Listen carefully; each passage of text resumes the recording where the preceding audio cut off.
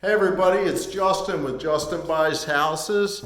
Today is August 1st, and we tried to sell this as is.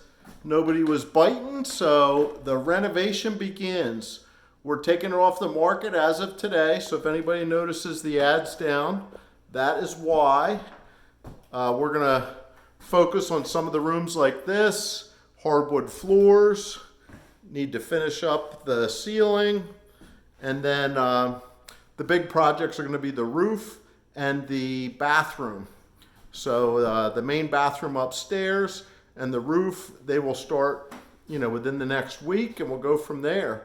We'll keep you posted. We got 10 or so windows to install and a bunch of other stuff. But this is Justin with Justin Buys Houses. The property in Sellersville is off the market as of today, and the renovation begins. Stay in touch.